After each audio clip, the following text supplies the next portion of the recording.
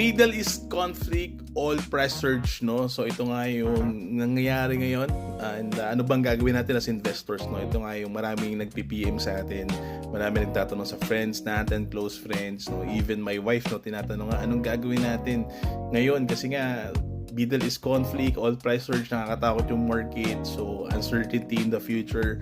So guys, of course, hindi naman natin alam yung future, no? But how can we somehow prepare for it and somehow what strategy shall we use, no? That's why it's very important, like ko sinasabi even before, no, yung asset allocation na tinatawag, and always keep around 10% of cash sa mga ganitong pagkakataon or instances or opportunity, no? So pangit man pakinggan, but of course this crisis talaga is an opportunity then somehow to get these good stocks, no, especially good companies, no, at cheaper prices. So alam naman natin yung mga companies, especially big companies sa PSEI, no, their earnings are the same, no? Kumbaga, they're somehow not that affected, no, by this conflict.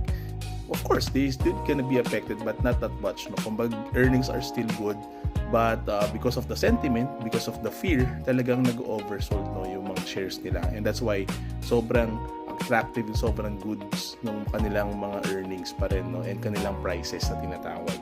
Okay, so again, the first one, always keep cash, no, on your portfolio. That's one lesson na I learned talaga in personal finance, no, for the longest time.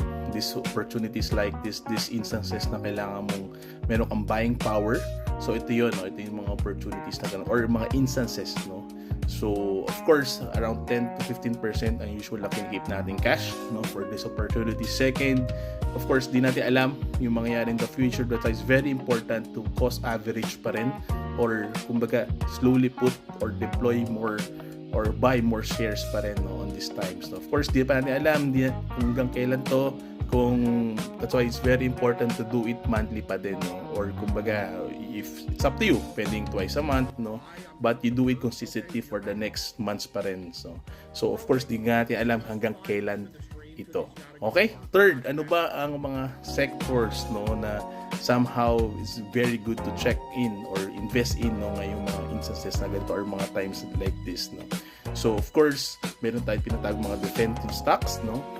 We have utilities, infrastructure, etc. No? These are the services companies or mga companies that will still be there, no, kahit mga ganitong instances or circumstances tinatawag. Okay? So check on those companies, the big companies, of course, no?